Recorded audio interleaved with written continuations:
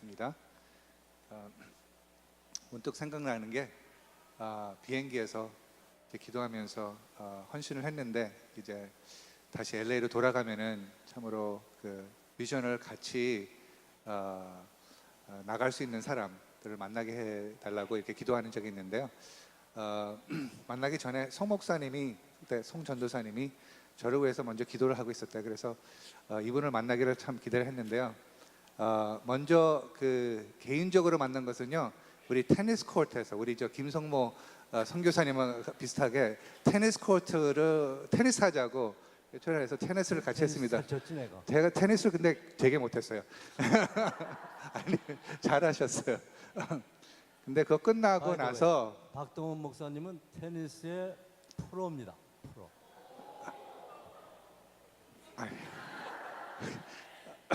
하여튼 그 테니스 치고 제가 끝나고 나서 집에 가서 그 인상적인 것은 제가 사실은 벌써 말씀드린 것 같은데 거기 가서 그 무엇을 주시냐 하고 이제 집으로 갔는데 거기서 이제 라면을 잘 끓여 주셨어요. 그래갖고서 그 라면 먹는 그 기분이 너무나 좋았었고요. 그리고 오늘도 지금 만나면서 좀 느꼈는데요. 송 목사님이요, 좀 굉장히 엉뚱한 좀 점이, 그러니까 그 엉뚱한 그 갑자기 이상한 말을 하시는 그런 것이 많이 있었어요. 빌리포 교회도 많이 있었죠. 네. 근데 그때는 더 한 것 같아요.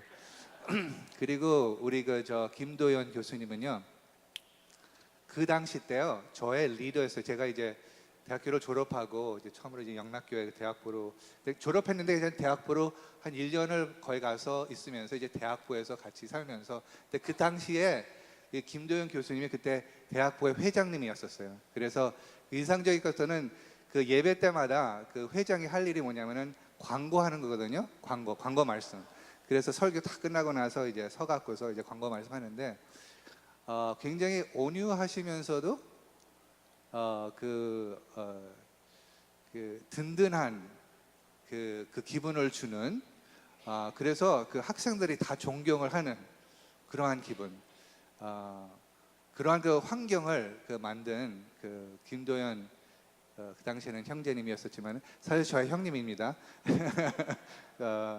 그래서 그 광고하는 그 모습이 잠깐 문득 생각났습니다. 예, 감사합니다. 그러면 이제 김도연 교수님께서 기억하시는 박동훈 청년과 송 전도사님. 예, 우리 박동훈 목사님이 제가 우리 박동훈 목사님의 옛날 그 비리에 대해서 굉장히 많이 알고 있거든요. 그래서 지금 그게 폭로될까봐 두려워서 굉장히 저에 대해서 지금 좋게 얘기를 했습니다. 그러나 그런 것에 넘어가지 않습니다. 저는 오직 솔직하게 얘기할 뿐입니다. 근데 사실 제가 우리 박동훈 목사님 첫 인상은요, 이 동부에서 대학을 졸업하고 저희 대학부에 처음 왔어요. 근데 정확하게 언제 이렇게 처음 만났는지 기억은 잘 안 나는데 대학부 예배 볼 때 이렇게 왔는데요. 근데 첫 인상은 제가 아주 생생하게 기억을 하고 있는데요.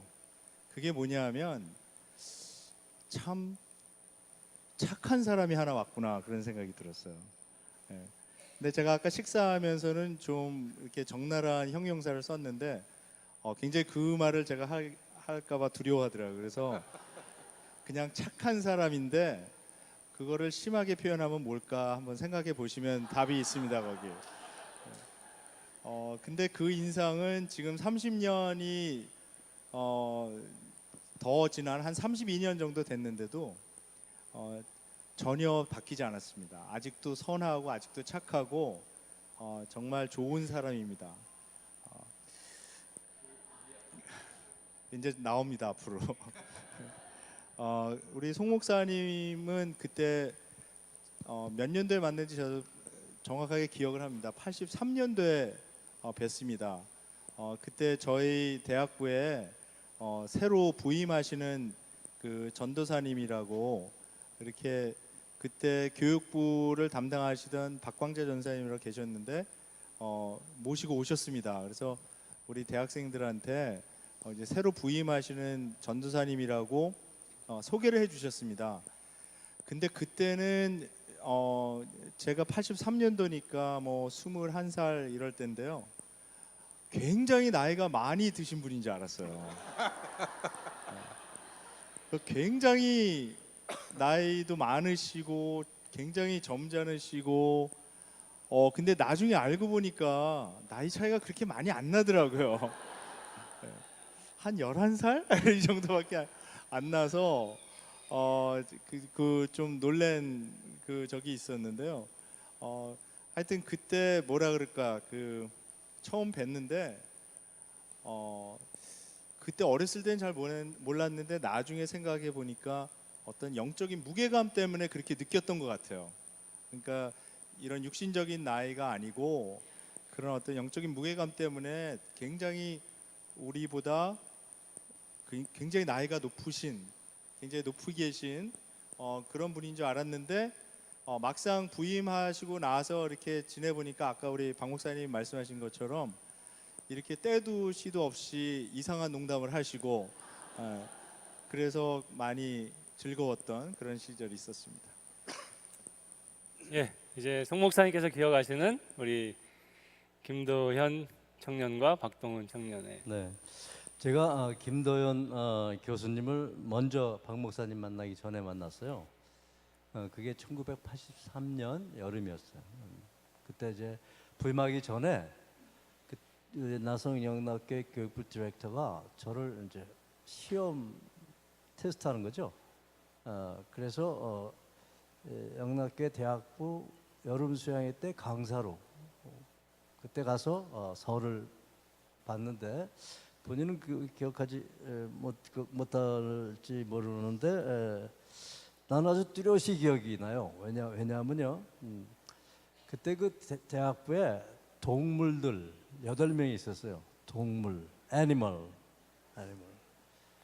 근데 다들 이렇게 보면 정말 애니멀 같아. 애니멀, 동물 같아. 지난번에 여기 잠깐 모신 김종환 선교사님, 지난번에 오셨는데 오늘 만나 보셨는지 모르겠는데 우리 교회에서 지원한 선교사님이시죠. 아주 그런 사람들이에요. 정말 야성이 강하고 그리고 생긴 것도 뭐 좀 그렇고. 근데 그 중에 유독 한 사람만 우리 김도현 교수님만 동물 같지가 않은 거예요. 아주 인상이 깨끗하고 그리고 조금 전에 얘기한 대로 참 잘생겼죠. 지금도 잘생겼지만 옛날에 참 잘생겼어요. 그래서 그게 인상에 남습니다. 동물 같지도 않은 사람이 동물 노릇하는 하고 우리 박동훈 목사님은 제가 1983년 겨울 수양회를 했는데 그때 빌립보서를 가지고 우리가 겨울 수양회를 했어요. 그때 가장 거기서 아주 늘 즐겨 불렀던 찬송이 내 안에 사느니 오직 그리스도니. 내 안에 사느니 오직 예수. 뭐 이래요 항상. 예. 근데 그때 영어로 불렀던 것 같아요, 그죠? Christ lives in me, to die is to gain. 근데 그 메시지가 다만 어떤 찬양으로뿐만 아니고 저의 수양의 모든 분위기를 완전히 장악을 해가지고 너무너무 은혜가 넘쳤어요. 끝나고 나서 이제 한 2달 조금 지나고 나서 다시 학생들이 흔들리기 시작해요. 그렇게 은혜 많이 받고 아주 이제 제가 판단하기에 이제부터는 이제 우리 나성영락교회 대학부 청년들은 어떤 애 하나도 어떤 바람이 불어도 어떤 고난이 와도 쓰러지지 않겠다고 그랬는데 한 2달 조금 지났는데 팍팍 쓰러지는 거예요. 여기저기서 쓰러지는 거예요. 이 두 사람 이 사람은 아직 나타나지 않았고 이 저 김도현 교수님을 비롯한 모든 사람들이 다 쓰러지는 거예요. 그래서 왜 그러냐 하고 이게 임원들이 모여서 얘기를 해봤어요. 그랬더니 거기서 무슨 생각이 아이디어가 나왔냐면 비전이 없어서 그래요. 비전이 없어서 그래요. 은혜만 받았지 그 받은 은혜를 쏟아놓을 어떤 목표가 향방이 없어서 그래요. 그래서 그때 저희가 그러면 비전을 우리가 정하지 말고 성령께서 우리한테 주시는 비전 한번 찾아보자. 그래가지고 비전 컨퍼런스라는 것을 갑자기 하게 됐습니다. 그 비전 컨퍼런스를 하루 아침까지 성령이 역사하실 때까지 그 컨퍼런스를 했는데 그때 하나님께서 저가 믿기에는 오순절 다락방 같은 그런 놀라운 성령의 임하심이 우리 모두에게 있었어요. 그래가지고 그때 참석했던 모든 분들이 다 거의 다 목사나 이렇게 선교사나 다 되기로 해가지고 그런 귀한 역사가 있었는데 그때 우리 박동원 목사님은 안 계셨어요 그 자리에. 근데 이분은 어디 있었냐면 플로리다의 데이토나 비치 거기서 CCC MIT CCC가 거기서 수양해냈어요. 그런데 거기서도 우리 박동원 목사님에게 성령이 동일한 음성으로 부르신 거예요. 그런데 그 우리가 영락교 대학부에 선생님 중에 한 분이었나 부장이었나 우리 박 목사님 아버님 아버님 성함이 어떻게 내 잠깐 잊어버렸는데 박하령 지금 목사님이죠. 그때는 집사님이셨어요. 그분이 그때 같이 우리 젊은 대학생들과 깊은 은혜를 받으셨어요. 근데 끝나자마자 저한테 오시더니 자기 아들이 하나 있는데 전화로 여기서 지금 일어나고 있는 이 일을 얘기를 했더니 똑같은 비전을 받았대요. 그리고 이제 MIT를 졸업하고 일로 올 텐데 목사님 좀 한번 만나서 좀 지도를 해달라고 그래가지고 그래서 기다리고 있는데 왔는데 너무나 곱상한 착한 청년이 제 앞에 나타난 거예요. 그래서 제가 요나단 아니에요. 조나단, 그죠? 근데 또 영어 이름이 데이빗이에요. 그래서 그때 하나님께서 이 조나단과 데이빗의 그 어떤 그 불꽃 튀는 그 만남을 허락해 주셔서 그때 이후로 이렇게 30몇 년을 이제 동지가 됐습니다. 너무 말이 길어서 미안합니다. 짧게 하겠습니다. 앞으로는. 감사합니다. 예, 조금 저희들이 이 세 분의 그 복음 안에서의 그 관계 이게 굉장히 중요하거든요. 왜냐하면은 사도 바울이 빌립보 교회에 빌립보서를 쓸 때 그 바울과 빌립보 성도들 간의 복음 안에서의 그 친근한 관계가 그것을 빌립보서에서 이렇게 읽어내는 것이 중요하다는 것을 이제 앞으로 이제 또 강조하실 텐데 이 세 분들 안에서 이제 그런 부분들이 굉장히 이렇게 느껴지는 것을 경험을 합니다. 자, 바로 이제 첫 번째 중요한 질문을 들어가려고 하는데요. 이제 교회 이름을 왜 빌립보라고 졌나 하는 거죠. 그래서 사실 이름 짓는 게 쉽지 않잖아요. 모든 이름을 짓는 것이. 그리고 이 교회 이름이 얼마나 다양하고 많습니까? 많은데 제가 최근에 한국에 나가서 길거리 가다가 본 교회 이름 중에서는 인상적이었던 이름이 잘 되는 교회였어요. 근데 뭐가 잘 되는지 모르겠는데 잘 되는 교회. 하여튼 이름 짓는 게 쉽지 않은데 빌립보 교회라고 23년 전에 지은 거예요. 아마 이것은 뭐 정확하게 데이터는 없지만은 그러나 아마 한국 이름으로는 한국 교회 한인 교회에서 처음 쓴 게 아닌가 할 정도의 그러한 이름이었습니다. 그래서 그 이름을 쓰시게 된 우리 송 목사님을 통해서 빌립보 교회 이름을 왜 빌립보라고 했습니까 하는 것에 대해서 한번 듣겠습니다. 5분 시간 주셨죠? 5분 안에 끝내겠습니다. 사실 그 영락계 대학부에서 빌립보서를 가지고 강의를 하면서 결정을 했을 때 그때 너무나 아주 깊은 빌립보서에 대한 그 파워를 체험을 했어요. 그래서 그 빌립보서를 제가 아주 사랑하게 됐습니다. 그런 다음에 저의 삶 가운데 물론 성경 전체가 다 그렇지만 딱 두 말씀이 저의 삶을 완전히 바꾸는 두 말씀이 있습니다. 하나는 요한복음 1장 12절 말씀. 영접하는 자 곧 그 이름을 믿는 자들에게는 누구의 자녀요? 하나님의 자녀가 되는 권세, authority, 권세를 주셨으니. 그 말씀은 저를 그 예수님을 만나게 한 그러한 아주 놀라운 말씀이죠.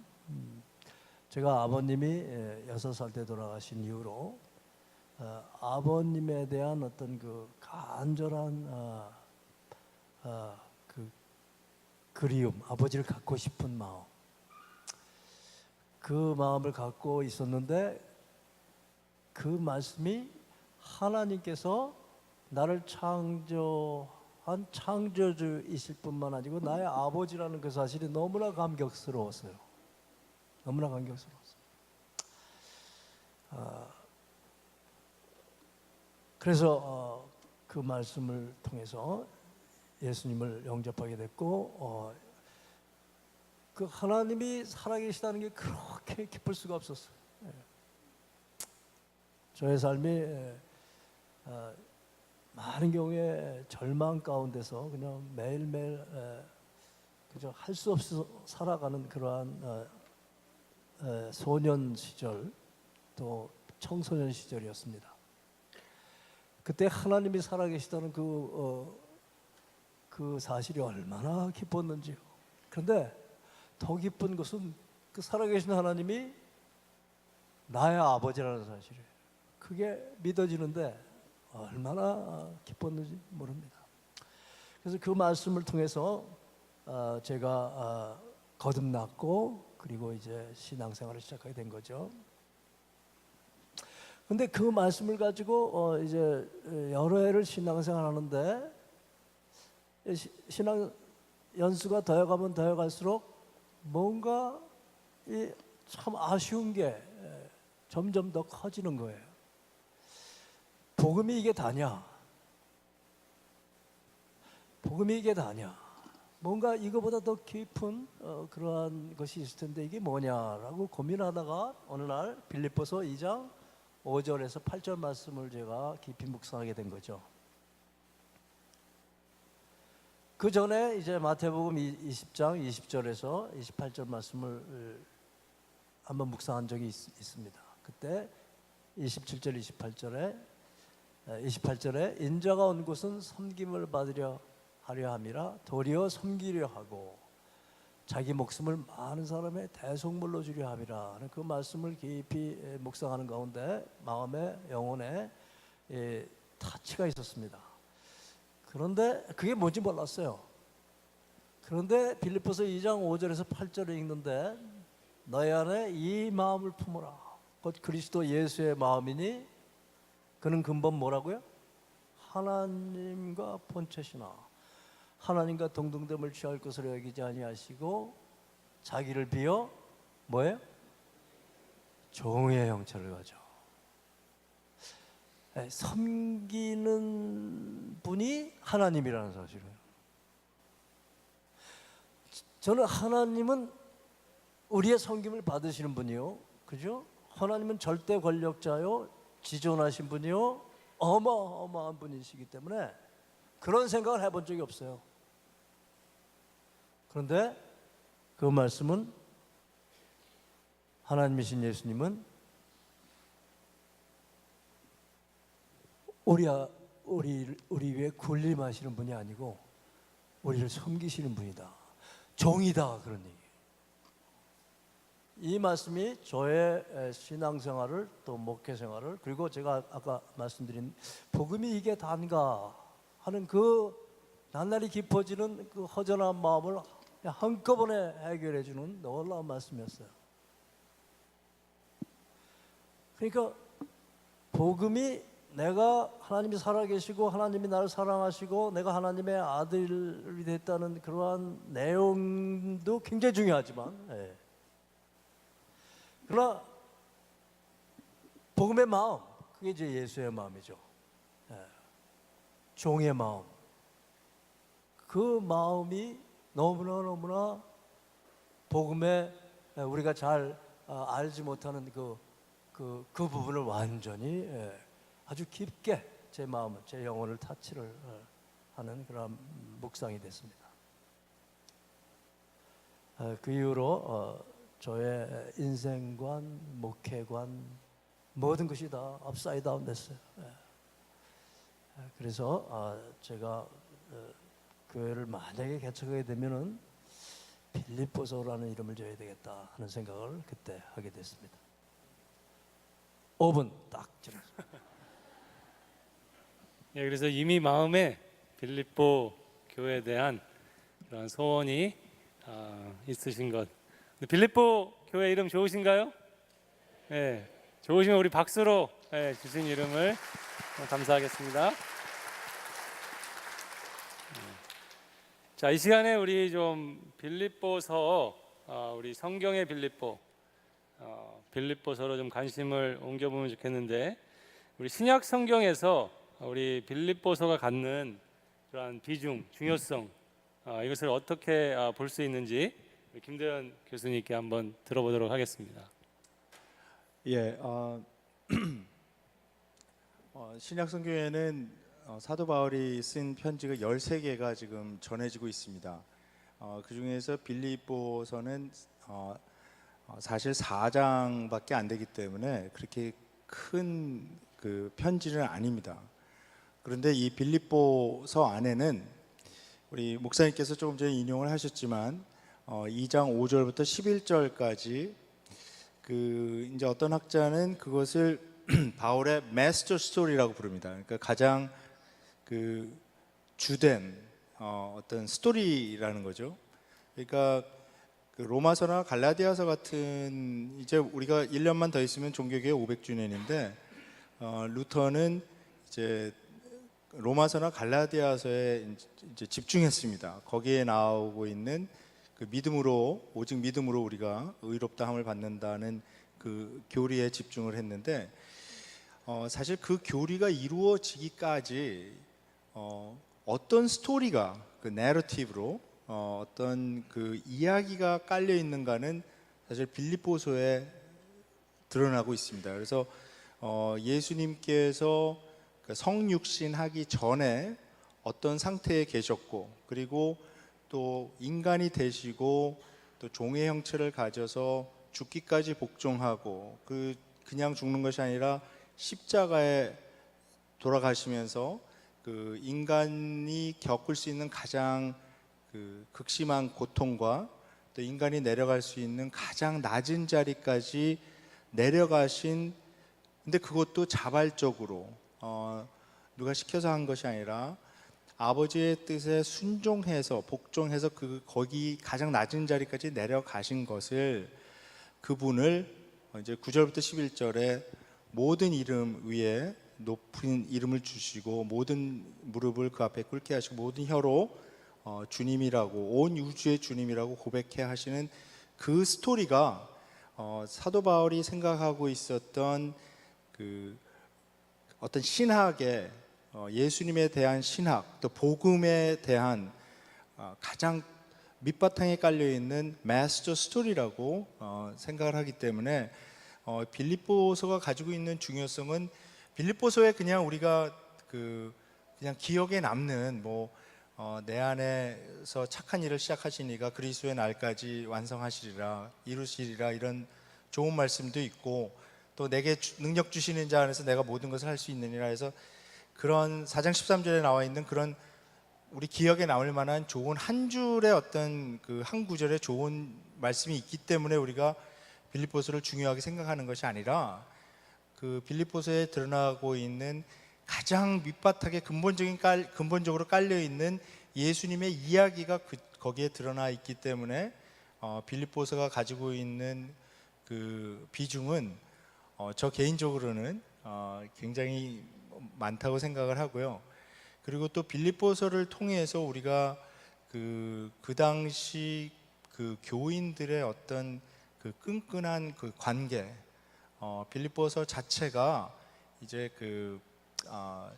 이 우정의 서신, 그러니까 letter of friendship으로 이렇게 쓰여져 있기 때문에 그 안에서 그 관계에서 드러나는, 그러니까 그리스도를 믿은 사람들이 어떠한 인간관계를 형성하고 살아갈 수 있고 어떤 공동체를 이루어 나갈 수 있는가가 그 편지에 나와 있기 때문에 굉장히 중요한 그 편지로 생각을 합니다.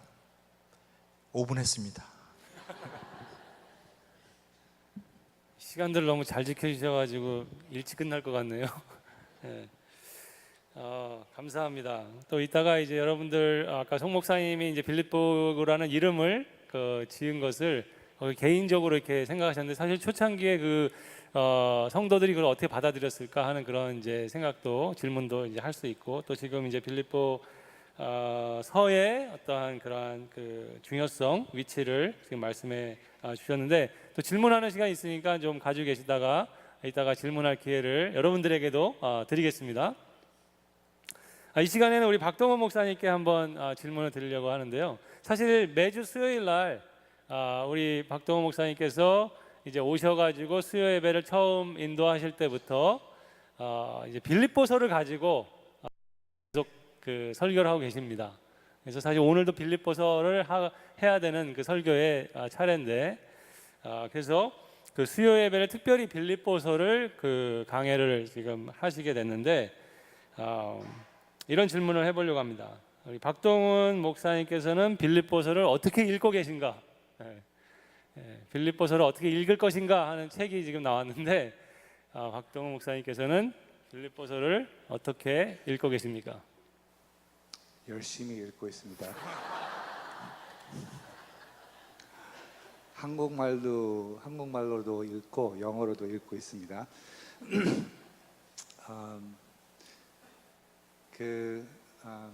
첫째 그 동기는 빌립보서를 왜 공부를 하게 되냐면은 이 이유예요. 하나님께서 이 교회를 빌립보 교회라고 지었는데 다시 한번 그 빌립보서를 공부를 하면서 저 자신도 그 배경을 다시 보고 지금 이제 요약을 한다면요 2가지의 차원인 것 같아요. 첫째는 이제 배경을 빌립보 교회의 배경을 이렇게 생각하게 됐는데 그래서 어느 차원에서 보냐면은 그 선교적인 차원에서 이제 보게 된 것 같아요. 특별히 이제 사도신경을 보면서 사도행전, 땡큐. 지금 신경하고 사도행전 15장이 그 굉장히 중요한 그 예루살렘의 그 회의가 나오는데요. 그 회의 때 그 이방인에게도 믿음으로만 구원을 얻을 수 있다, 받게 될 수 있다. 다른 거 율법을 다 지키지 않아도 그런 중요한 결의를 한 후에 그 다음에 나오는 그 장면이 사도행전 16장에 있는 그 선교 여행 제2차 여행 그 시작이 나오죠.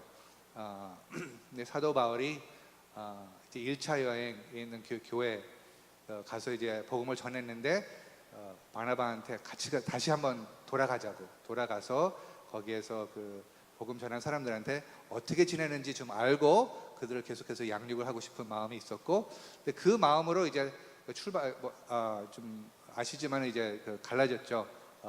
그 헤어졌는데 이제 사도 바울은 그 후에 이제 떠나게 됐어요. 제가 거의 죽을 뻔한 그 도시들을 다시 가서 방문해 갖고서 거기서 누구를 만나냐면 디모데를 만나고 그 디모데를 만난 후에 다 이제 그 방문한 다음에 거기서 끝나지 않고 지경을 넓히는, 하나님 나라의 지경을 넓히는 그 차원에서 이제 그 비전을 받았어요. 비전을 받아서 그 마게도니아 비전을 받고 이제 그 마게도니아로 가게 되는데 그 첫 도시가 빌립보라는 도시로 가게 됐습니다. 이제 거기서 기적적으로 하나님께서 역사하셔서 그 빌립보 교회가 탄생했습니다. 그것도 이제 감옥에 투옥되고 이러한 pis박들을 말미암아 찬양하는 가운데 그 교회가 세워졌죠. 그래서 그 지경이 하나님의 나라의 그 지경을 넓히는 그 차원에서 이제 빌립보 그 새로운 지역에서 첫 교회로 이렇게 세워졌는데 그것이 참 감사하고요. 그 정신이 이 빌립보 교회를 세운, 뭐 아까 송 목사님께서 그 말씀하신 것도 제가 이제 잠깐 언급을 하겠는데요. 그것이 이제 뒤에 있는 그 정신이 아닐까, 그 선교적인 차원에서 그렇게 해서 탄생을 했고, 또 이 빌립보 교회는 특별히 사도 바울하고 그 친밀한 그 관계를 갖게 됐어요. 다른 교회보다 그 애정이 많이 있고 우정이 많은 그 빌립보 성도들하고 갖고 있는 그 관계를 보면서 계속해서 사도 바울이 이제 선교적으로 나아갈 때 빌립보 교회가 아주 좋은 파트너가 된 거죠. 그래서 사도 바울이 다른 서신에 있는 그 언어보다 아주 우정이 굉장히 많은 그 언어로 이 서신을 쓴 것 같아요. 그래서 첫째는 선교적인 차원에서 읽게 됐고요. 그것이 우리가 또 빌립보의 챕터 2를 시작할 때 우리가 계속해서 기억하고 미셔널 처치로 향해서 그것을 확인하는 그런 차원에서 이제 빌립보서를 읽게 돼 공부하고, 둘째는 리더십 차원에서 제가 저 나름대로 좀 다시 한번 공부를 하고 싶었어요. 사도 바울이 어떤 리더였었는가, 그리고 빌립보 교회하고 어떠한 관계를 가졌었는가 하는 차원에서 리더십 철학을 다시 한번 확인하고 싶었는데, 그 가운데 계속해서 나오는 그 주제는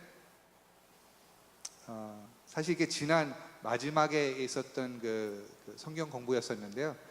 빌립보서 3장 8절에 나오는 그 예수님을 아는 지식이 가장 고상하다는 것, 가장 고상한 지식이 예수 그리스도를 안다는 것. 그래서 그때 그 말씀을 준비를 하면서 하나님께서 저한테는 그렇게 말씀해 주신 것 같아요. 다른 생각하지 말고 이 빌립보 교회 그 챕터 2를 했을 때 이것이 우리에게 제일 기초적인 어떤 그 원리라고 그럴까요? 그것은 제가 예수님을 아는 것이 그 첫 우선순위. 제가 그것을 잊지만 않고 갈 수 있다면은 하나님께서 그 관계를 통해서 하나님께서 하시고 싶으신 그 일이 이루어지지 않을까 하는 생각을 하게 됐습니다.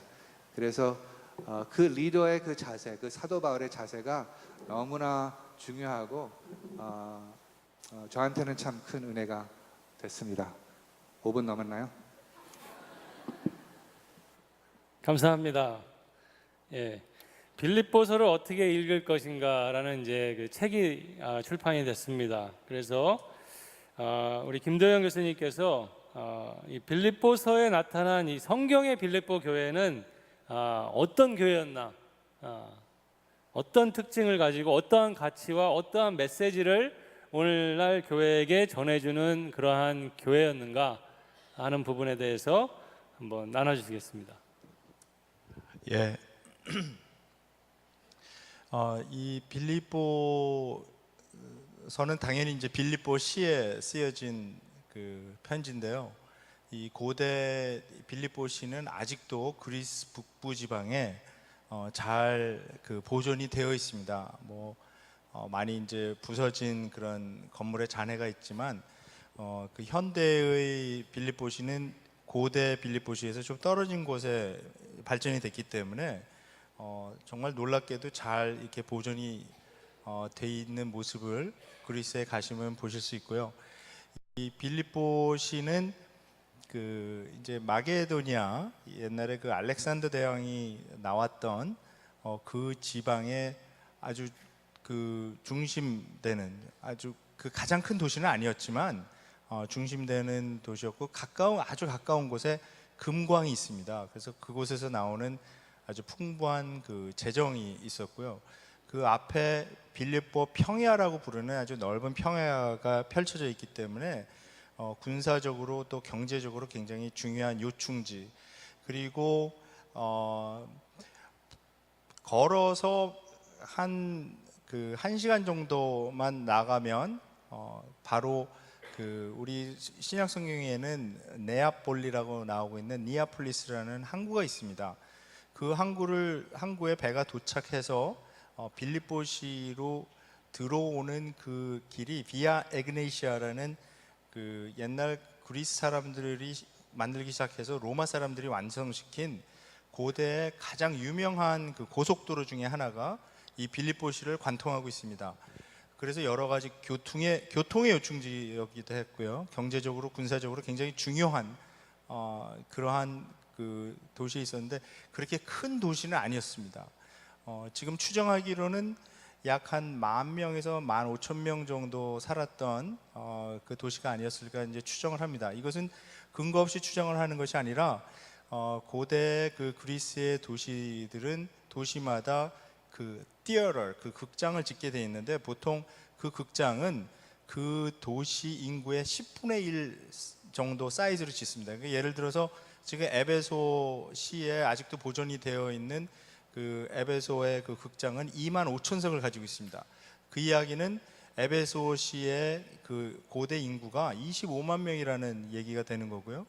이 빌립보시에 있는 그 극장은 한 1,200석 정도가 돼 있습니다. 그래서 한 10,000명에서 15,000명 정도로 보면 충분하지 않을까 그렇게 생각하는데 이 로마 제국에서 원래 그 그리스 제국에서 마게도니아의 아주 중요한 도시였었기 때문에 이 로마에서 정권을 잡은 사람들은 이 빌립보시를 차지하려고 수많은 전투를 벌였는데 이제 결국 이제 예수님 당시에 그 황제가 되었던 그 아우구스투스가 그 빌립보 평야에서 전투에서 이긴 후에 그 빌립보시는 원래 그리스 문화가 있는 그 도시였었는데 많은 그 로마 군인들, 그 퇴역한 그러니까 베르란들을 그쪽에 이주시키면서 이 빌립보시를 굉장히 로마화했습니다. 그래서 로마의 도시들이 가지고 있는 그 타운 스퀘어를 이렇게 네모나게 만들었고요. 거기에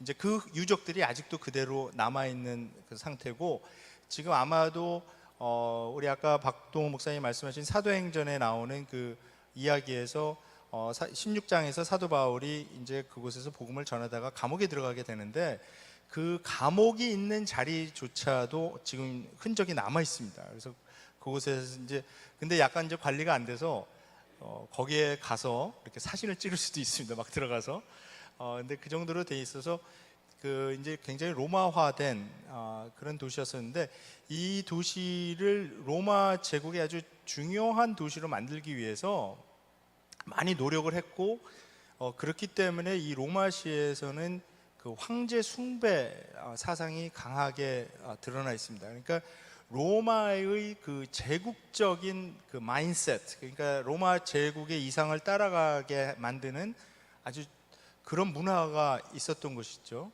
근데 거기에 이제 복음이 전해지면서 사도 바울이 이 빌립보서에서 이렇게 쭉 쓴 이야기를 보면 제가 아까 말씀드린 그 2장 5절부터 11절에 나와 있는 그 마스터 스토리는 사실은 그 내용이 이 빌립보시에서 이게 쭉 그 여행을 하게 되면 로마시까지 800마일 정도 떨어진 곳입니다. 그러니까 상당히 멀리 떨어진 것이죠.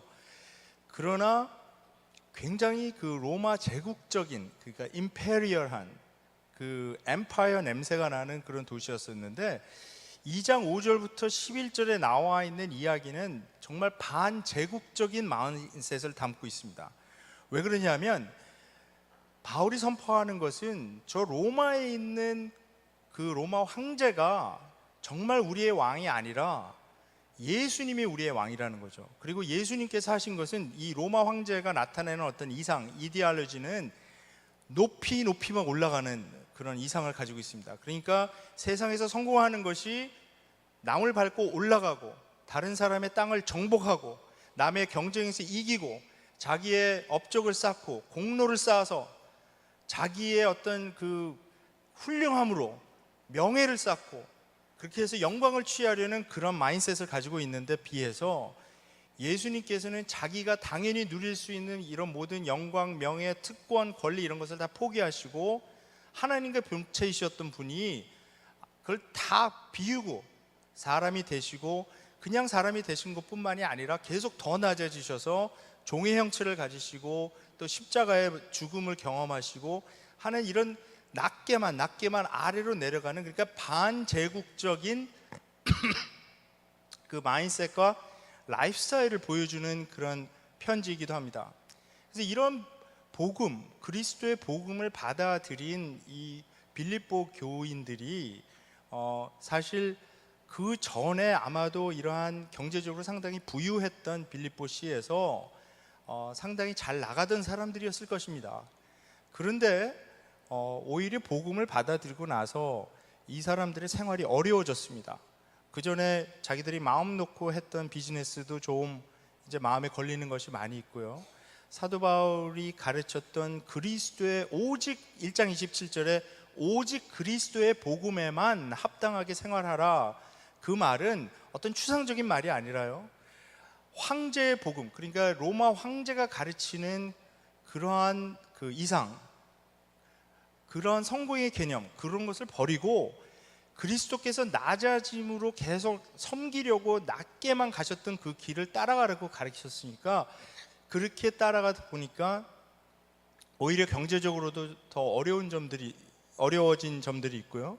정치적으로도 반제국적인 성향을 띠게 되니까 아무래도 사람들에게서 좀 저 사람은 왜 황제 숭배, 저 사람들은 왜 황제 숭배에 참여하지 않나, 그리고 왜 저 사람들은 우리가 생각하는 대로 똑같이 살지 않고 이상한 행동을 하나, 왜 저 사람들은 명예를 추구하지 않고, 왜 저 사람들은 권력을 추구하지 않고, 왜 저 사람들은 업적, 공로, 성취 이런 가치에 관심이 없고 오직 예수 그리스도가 따라갔던 그 길로만 가는가 하는 그러한 그 일을 당할 때 사람들로부터 많은 고난을 받게 됐다는 겁니다.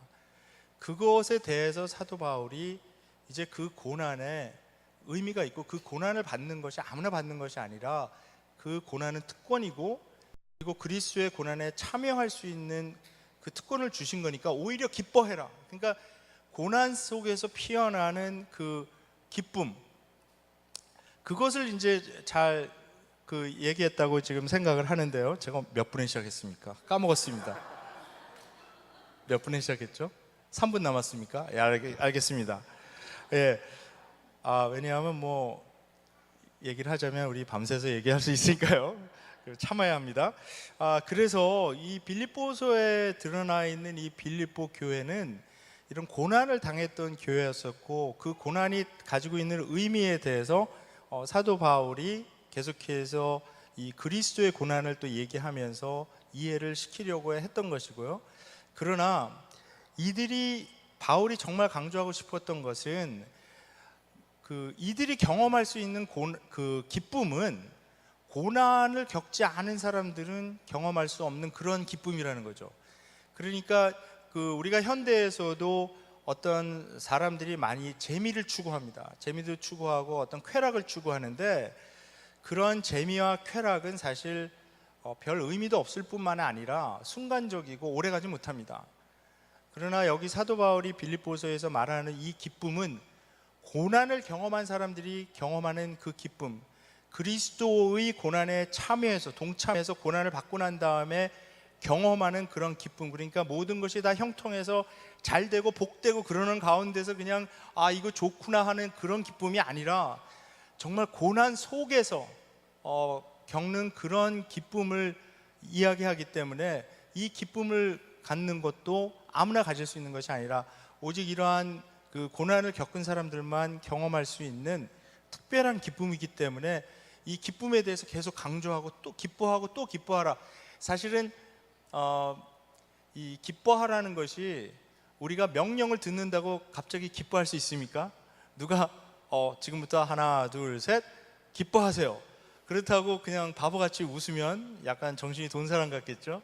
그러니까 기쁨은 절대로 누가 명령해서 받을 수 있는 것이 아닙니다. 그런데 사도 바울은 실제로 이 빌립보서에서 계속 기뻐하고 또 기뻐하고 또 기뻐하라 이렇게 얘기합니다. 그 이야기는 뭐냐 하면 다른 말로 표현하면 고난받으라 고난받으라 고난받으라와 같은 동의어입니다. 왜냐하면 그 고난을 받았을 때 그리스도의 고난을 받았을 때 그때 진정한 기쁨을 경험할 수가 있으니까요.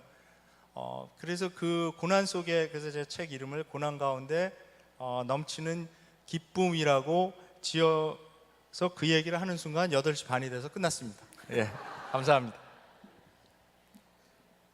감사합니다. 이제 성경 빌립보서에 그 담겨 있는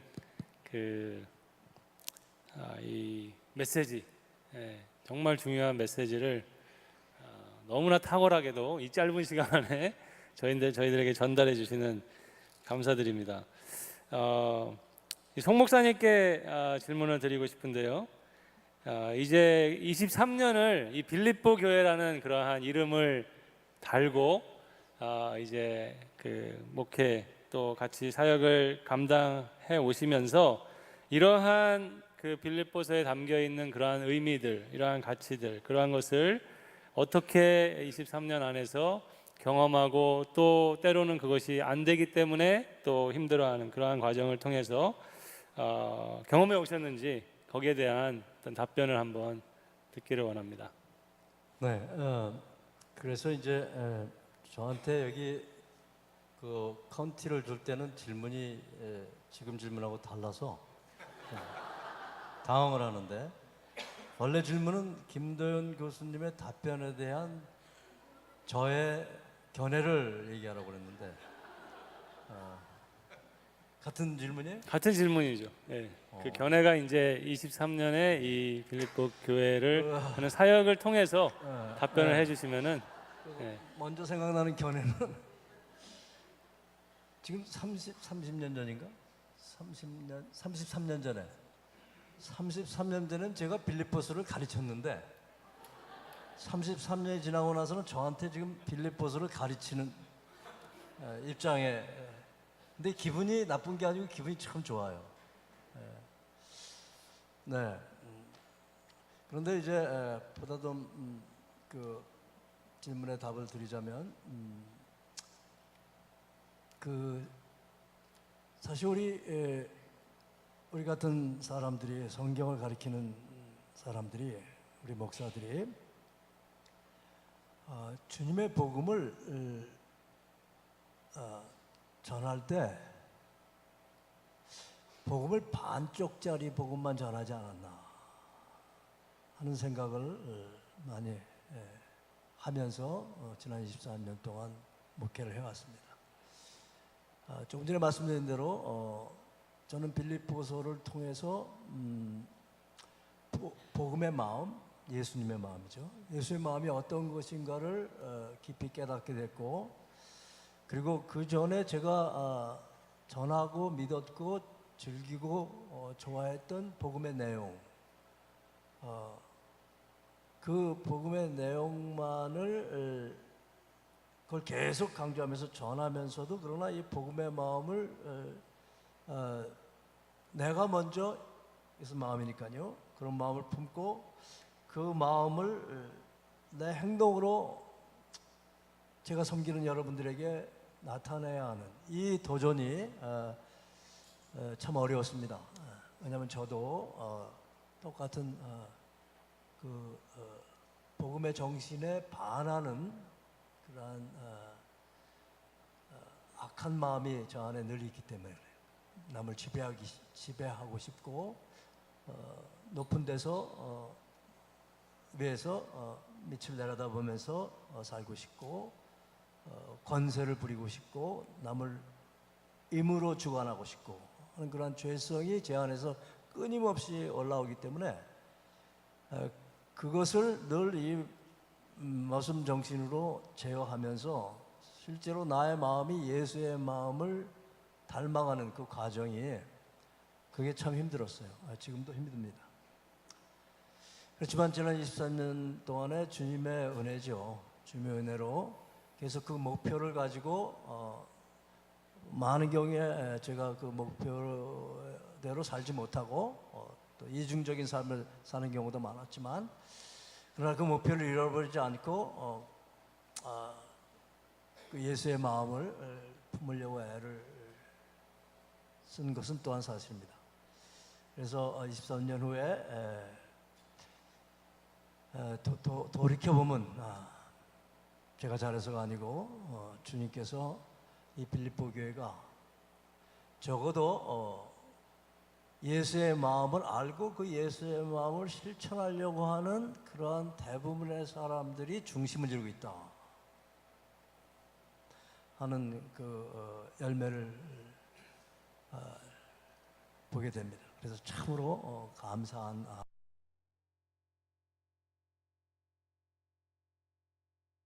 한 가지 좀 더 붙이자면은요. 사실 이것은 교리가 아니에요. 교리가 아니고 아까 우리 김도현 목사님이 말씀하신 대로 사랑 이야기입니다.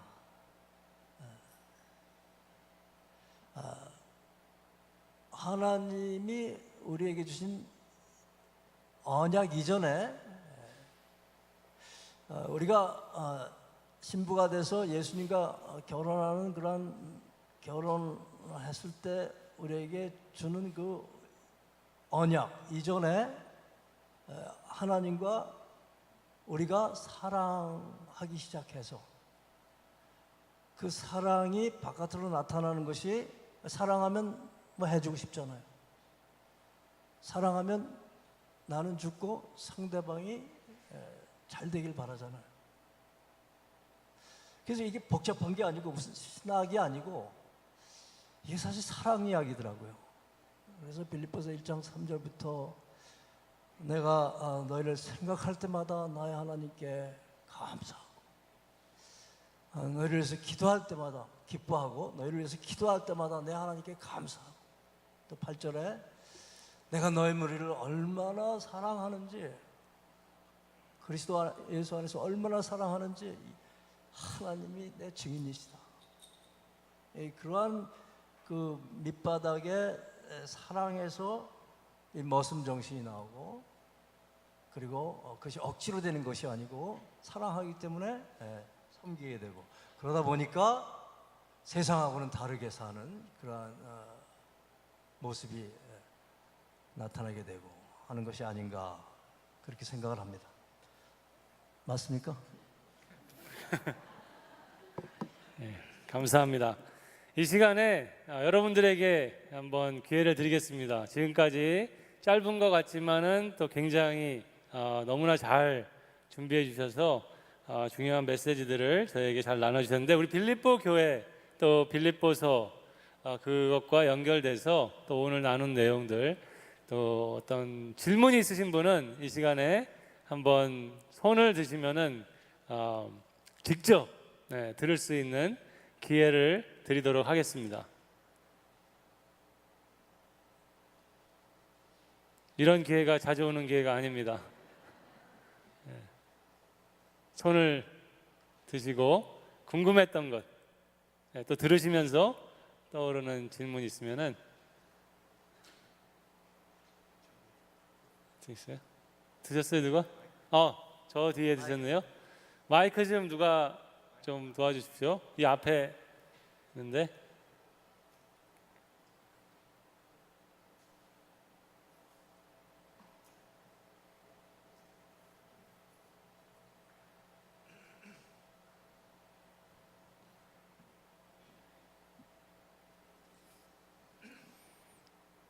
이제 관련된 질문 하셔야 됩니다.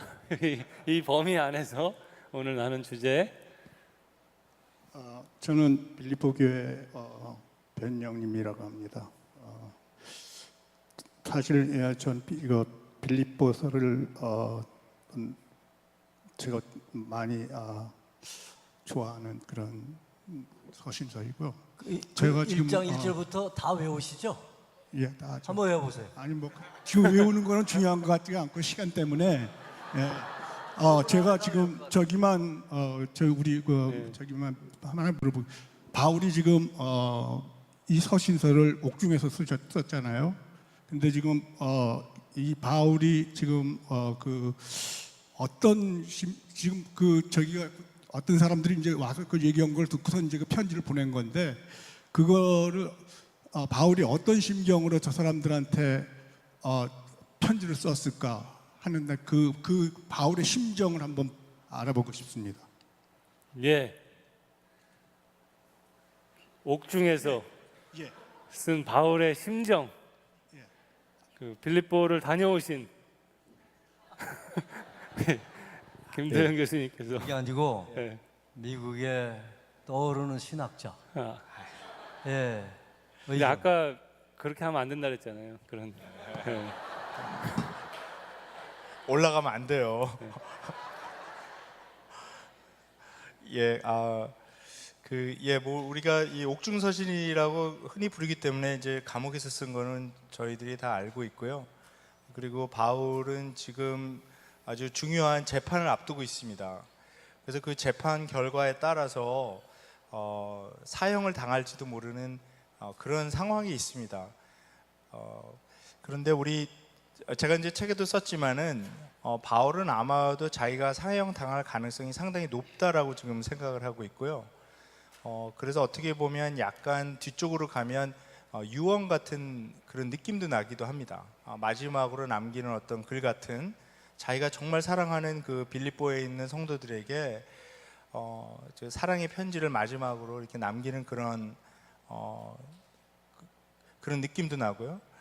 그래서 아마도 그리고 또 바울이 자꾸 어떤 얘기를 반복하냐면 예수 그리스도의 날까지 내 안에서 착한 일을 시작하시니까 예수 그리스도의 날까지 완성하기를 하는 것을 자기는 확신한다. 그러니까 예수 그리스도의 날이라는 것을 자꾸 반복해서 얘기하는 3장 21절에도 다시 한번 예수께서 나타나시는 그때 비천한 몸이 이제 우리가 변화함을 받으리라 하는 그런 종말적인 그런 이야기를 자꾸 합니다. 그것은 아마 바울이 마지막을 염두에 두고 그런 정말 어떤 피를 통하는 어떤 절박한 마지막으로 남기고 싶은 말씀을 남기는 것이 아닌가. 그런데 놀랍게도 그런 어려운 상황 속에서 계속해서 기쁨이 충만한, 그리고 또 기쁨을 경험해서 기쁨으로 나가는, 그러니까 정말 예수 그리스도, 나에게는 죽는 것도 유익이고 그리스도와 함께 있을 것인데, 그러나 이 빌립보 공동체에는 내가 사는 것이 더 유익이 되기 때문에 그 중간에서 내가 지금 막 좀 스트럭을 하고 있다, 그런 말씀을 하시는 것처럼 분명히 죽음을 염두에 두고 마지막이라는 생각을 많이 하는 것 같습니다. 근데 그때 그 바울이 정말 집중하고 있는 것은 바로 그리스도께서 어떻게 사셨고 어떻게 죽으셨나, 거기에 초점을 두고 있는 것에서 아마도 바울은 자기의 삶을 그 그리스도의 삶에 이렇게 투영시켜서 그 빌립보 성도들이 그러한 그리스도께서 가르쳐 주신 어떤 하나의 관점, 세상을 바라보는 관점을 갖기를 원하는 그러한 아주 간절한 마음에서 썼다라고 그렇게 생각을 합니다. 예, 감사합니다. 또 질문하세요?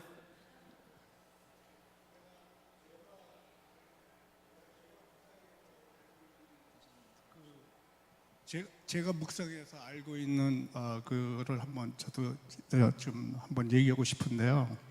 저는 빌립보서를 묵상하면서 제일 먼저 바울을 생각하면은 늘 측은한 생각이 들어요. 왜냐하면 바울이 지금 사실 사실 빌립보 교회가 처음 유럽에서 처음 세워진 교회거든요. 그 빌립보 바울이 세운 교회인데 관심도 많았고 그랬는데 지금 옥에서 들으니까 이게 뭐 말도 아니에요. 사실은 이 처음에 쓴 글씨가 그게 좋은 말이 아니고 그게 책망하려고 그 쓴 글씨인데 뭐 너희를 생각할 때마다 나님께 감사하며 간구할 때마다 너희 우리를 기쁨으로 항상 간구하고 이런 말들이 사실은 이게 좋은 뜻에서 하는 게 아니라 앞으로 이 사람들한테 앞으로 다가가는데 어떤 말을 해서 잘못하면 책망으로 가면 이 사람들이 삐질 수도 있으니까 미리 이제 그런 거를 잘 저기해서 다져가는 그런 부분이 아니었나 생각해요. 11절까지 예수 그리스도로 그래서 그 9절에서 그 말씀 8절인가? 그 말씀이 내가 기도하노라 너희 사랑을 지키기 모든 총명으로 점점 더 풍성하게 해서 너희를 지키 사는 것을 분별하며 허물 없이 그리스도 날까지 이루건 예수 그리스도 말며 의의 열매를 가득하여 하나님께 영광을 돌려라. 이거거든요. 사실 이 말이 바울의 심정으로 봤을 때는 바울은 그런 마음을 갖고 있지만 빌립보 교인들을 생각할 때는 너무 마음이 아픈 거예요. 왜냐하면 그 후에 나오는 게 나의 당한 일이 나의 당한 것 때문에 이제 지금 옥중에 갇혀 있는 걸 보고서 이 사람들이 많이 혼돈을 하는 그런 것도 많이 느껴요. 왜냐하면 그래가지고 나의 당한 일이 복음의 진보가 너희들 때문에 그런 게 아니라 이게 복음이 진보가 되려고 이렇게 된 거죠. 이제 그런 거를 설명하면서 나온 것이고 제가 처음에 한 게 그러면서 이제 그게 이제 율법이 이제 그 사람들이 더 이제 그렇게 하는 동안에 벌써 이 사단이 이제 3장에 가면은 막 율법으로 파고들잖아요. 그러니까 결국에 그 3장 18절에 그 바울이 내가 지금까지 말했거든 눈물을 흘리며 말한다고 그랬어요. 진짜 아주 그냥 터져란 마음으로 이해하는 것 같아요. 저는 그런 저거는 잘 모르고 그냥 제 묵상한 것만 가지고 얘기해요. 예, 알겠습니다. 예, 감사합니다. 박수로 한번. 예. 빌립보 성도의 어떠한 지금 모범을 보여주셔서 너무나 감사합니다. 저 정도 돼야 될 것 같아요. 제가 네. 2분만 얘기해도 돼요? 예. 지금 변형님, 우리 형제님 잘 보셨어요. 사실 제가 잘못 얘기하면 코렉션 해주세요. 그 빌립보서가 쓰여진 중요한 이유 중에 하나는 빌립보 교회에 문제가 있어서. 근데 그 문제를 바울 사도한테 알려준 사람은 제가 묵상한 결과로 판단해 본다면 에바브로디도였을 거다 그렇게 판단을 합니다. 그 사람이 이제 그 빌립보 교회에서 헌금을 걷어가지고 로마의 바울한테 가서 그 헌금을 주면서 바울이 그래 잘 있냐?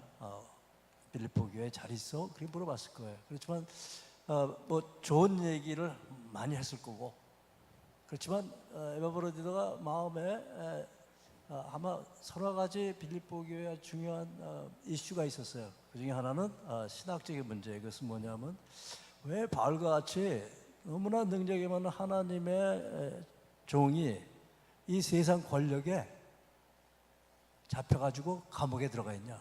하나님이 세냐? 세상이 세냐? 세상이 센 거 아니냐?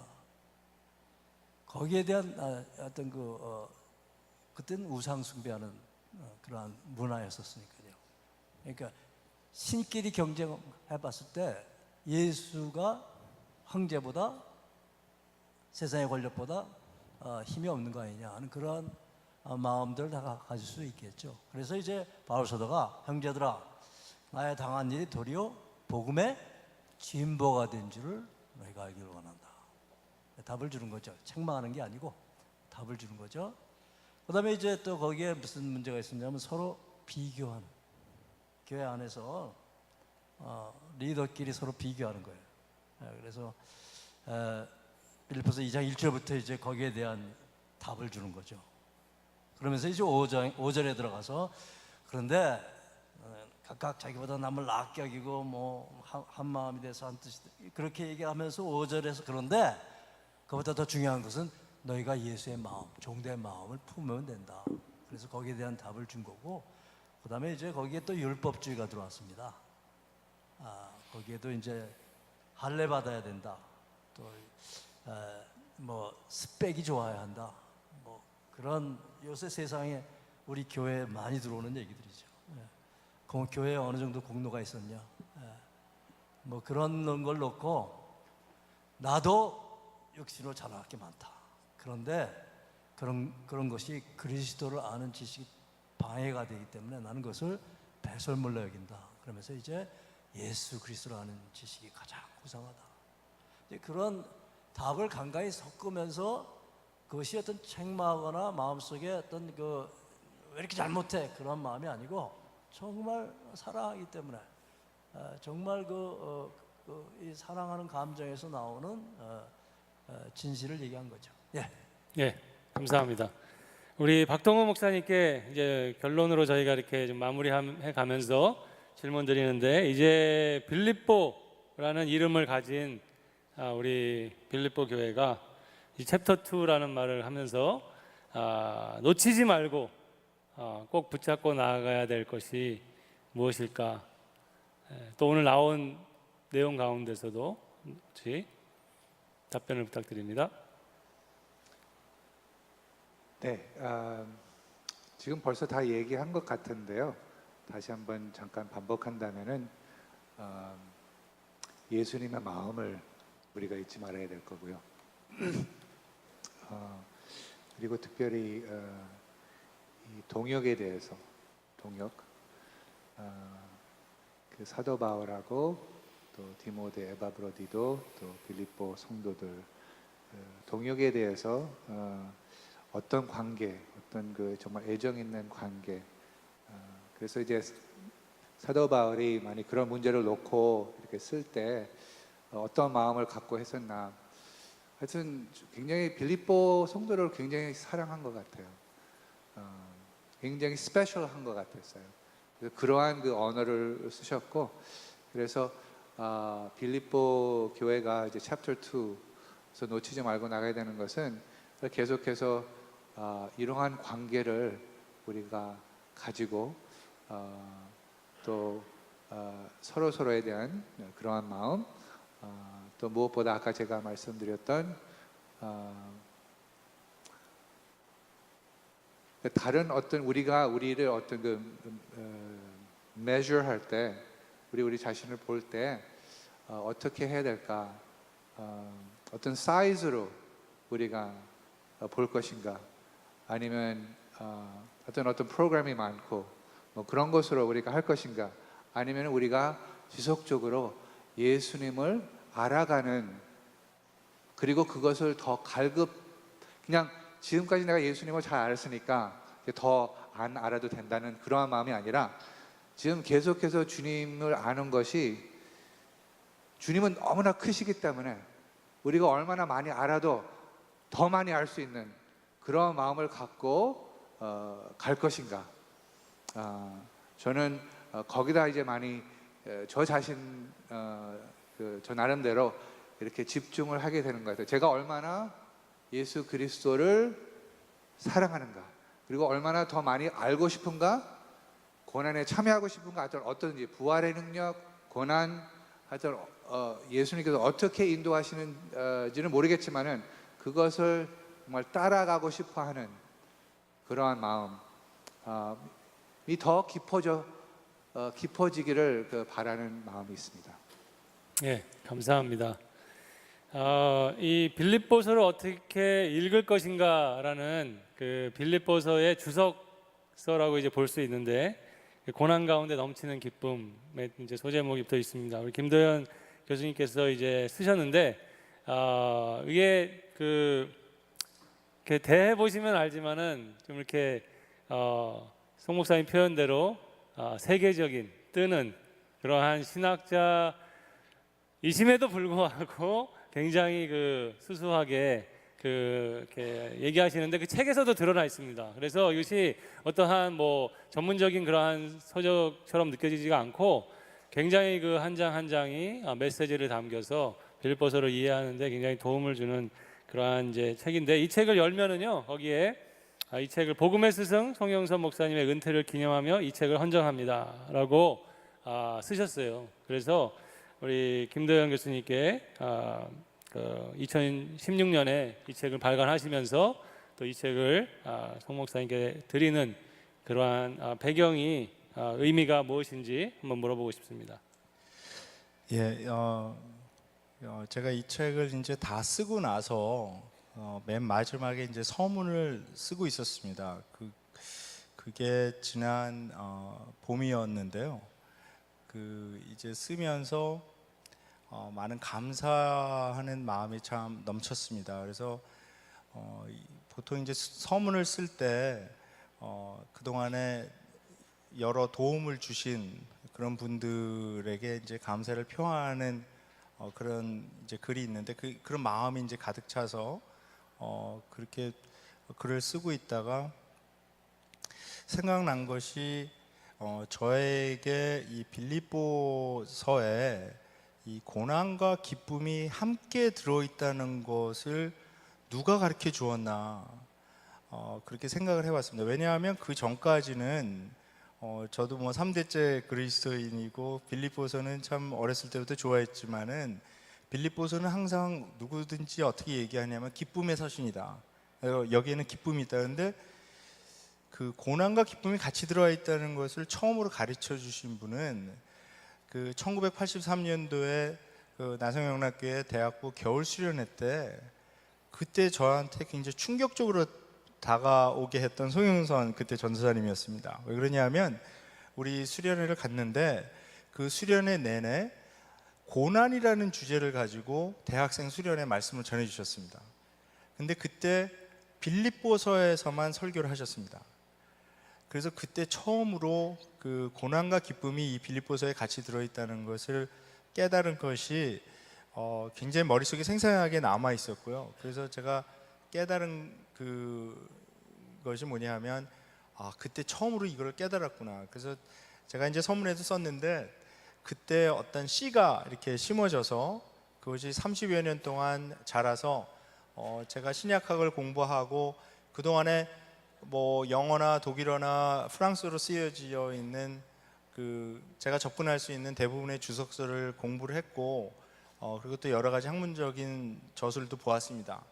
그런데 이 빌립보서에 아주 근본적으로 고난과 기쁨이 같이 들어있다는 것을 깨닫게 해주신 분이 송 목사님이고 또 이번에 은퇴를 하시니까 제가 감사한 마음이 이렇게 가득 차서 이거 써갖고 헌정한 다음에 제가 여기 방문해서 서프라이즈로 딱 드리려고 그랬는데 하도 돌아다니셔갖고 이 일정이 맞지가 않았어요. 그래서 아마 제가 이 책을 보내드렸을 때 아마 중국에 계셨던 것 같아요. 그래서 그 서프라이즈를 이렇게 드리려고 그랬던 거는 실패를 했는데 근데 마지막으로 그것을 쓰면서 고린도전서 15장 58절이 생각이 났습니다. 근데 거기에 마지막에 보면 너희 수고가 헛되지 않음을 알름이라 뭐 그렇게 돼 있는데요. 영어로 하면 Your labor is not in vain. 그래서 그 말씀을 제가 헌정하면서 그 밑에다 적었고요. 그래서 저에게 복음의 어떤 참뜻을 가르쳐 주시고 또 이 빌립보서 안에 있는 고난과 기쁨을 같이 있다는 것을 가르쳐 주시고 그동안에 수고하시고 은퇴하시는데 그동안에 사역하시면서 했던 그 수고가 헛되지 않다는 그 말씀을 좀 뭐 제가 감히 드릴 수는 없지만 주님께서 그렇게 생각하신다고 믿고요. 그렇게 해서 제가 헌정을 하게 돼서 너무나 기쁩니다. 네, 박수로.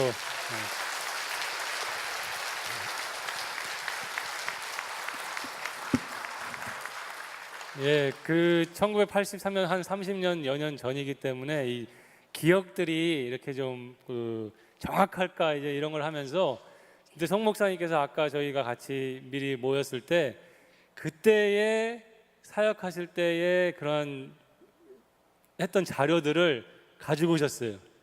가져오셨는데 그 수련회 끝나고 나서 적었던 것들 학생들이 그때 적은 것들을 이렇게 그 파일을 가지고 오셨는데 너무나 감동이 여기도 다 감동이 되셨고 그걸 가지고 계셨다는 것도 감동이 되고 그런데 거기에 이제 수련회 끝난 이후에 이렇게 손으로 그 당시 다 어떻다 그런 평가라든지 썼는데 그 손으로 쓰신 분이 또 박동훈 목사님의 사모님, 사모님이 그걸 다 쓰신 기록들이 그런 것들이 남아 있어서 참 감동이 됐습니다. 송 목사님께서 이제 빌립보 교회를 개척하고 이제 빌립보라는 이름을 가진 교회로 23년을 사역하시고 은퇴하는 시점에서 또 이렇게 빌립보서의 책을 헌정받는 그러한 소감 한 말씀 듣겠습니다. 네, 제가 주님의 은혜로 머슴 교회를 깨닫게 됐고 그것을 이제 여기 저기 담임